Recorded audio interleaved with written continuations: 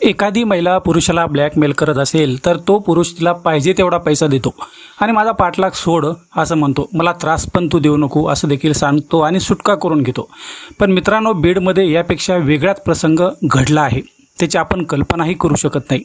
या भयंकर घटनेचा मास्टरमाइंड दुसरा तिसरा कोणी नाही तर चक्क पाटोदा पंचायत समितीचा माझ्या सभापतीचा मुलगा आहे।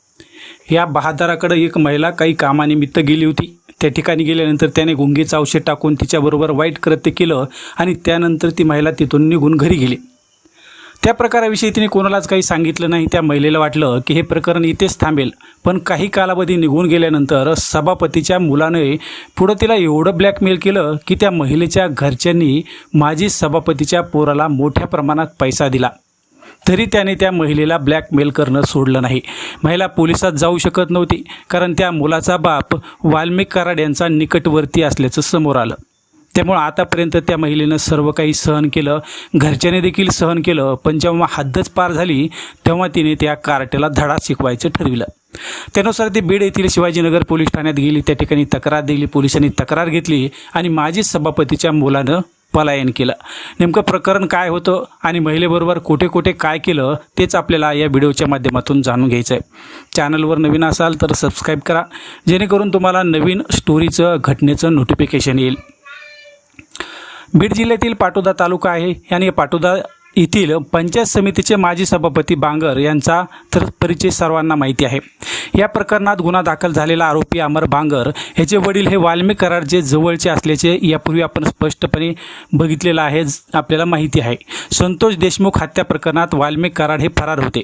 त्यानंतर ते पोलिसांसमोर शरण आले, तेव्हा ज्या गाड्यांचा ताफा वाल्मिक कराडला घेऊन आला होता त्या ताफ्यामध्ये आरोपीचे वडील वाल्मिक कराडला सोडायला आले होते। त्यांचा तो व्हिडिओ सध्या प्रसारमाध्यमावर देखील मोठ्या प्रमाणात व्हायरल होत आहे। आता त्यांचा मुलगा अमर याच्याकडे एक महिला काही कामानिमित्त आली होती। गेल्या काही दिवसापासून ती त्याच्याकडे चक्रा मारत होती। त्यानुसार अमर याने तुमचे काम करतो असं सांगितलं होतं, त्यामुळे त्या महिलेनं अमर याची ओळख करून घेतली आणि ओळखीच्या माध्यमातून अमर याने त्याचं मन त्या महिलेवर जडायला सुरुवात केली। केवळ वापर करायचा म्हणून अमर याच्या डोक्यात सदरील महिला दिसू लागली होती आणि एक दिवस अमर याने ती महिला कामानिमित्त आली तेव्हा तिला गुंगीचं औषध देऊन त्याच दिवशी कार्यक्रम उरकून घेतला। महिला शुद्धीवर आल्यानंतर तिला सर्व काही लक्षात आलं की तिच्याबरोबर काय झालं आहे। त्या ठिकाणाहून ती घरी गेली। अमर याने जे काही केलं होतं त्यामुळे सदरील महिलेला धक्का बसला। जो काही प्रकार झाला होता त्याविषयी तिने कोणालाच काही सांगितलं नाही। झाकली मूठ 1.25 लाखाची म्हणून अमर याच्या वडिलांची पार्श्वभूमी पाहून ती महिला शांत बसली।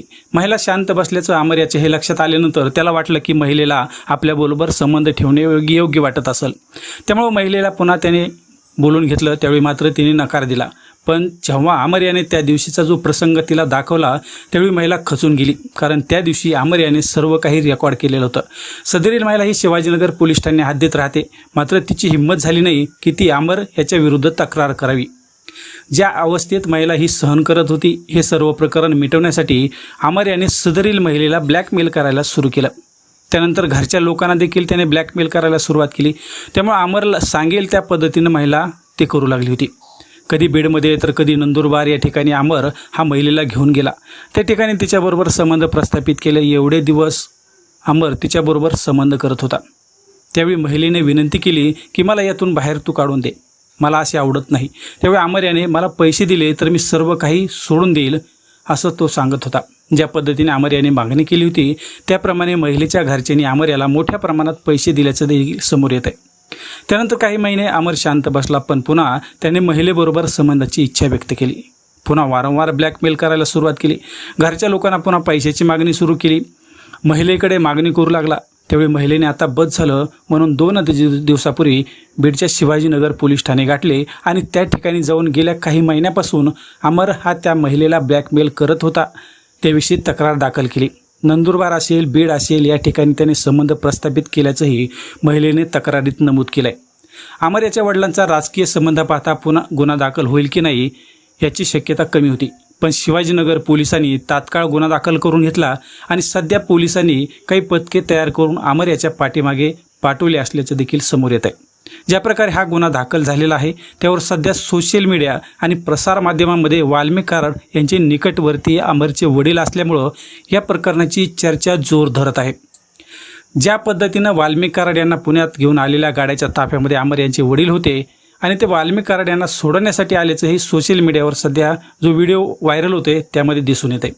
त्यामुळे राजकीय दबावामुळे या प्रकरणात काय होते, बीड पोलीस दल कशा प्रकारे हे प्रकरण हाताळते ते आपल्याला लवकरच कळणार आहे। सध्या मात्र अमर आणि त्याचे वडील हे दोघेही फरार असल्याचं समोर येत आहे। त्यामुळे पुन्हा नवीन अपडेट आल्यानंतर आपल्यापर्यंत पोहोचण्याचा आम्ही नक्की प्रयत्न करू। सध्या तरी एवढंच, पुन्हा नंतर भेटूया, तोपर्यंत धन्यवाद।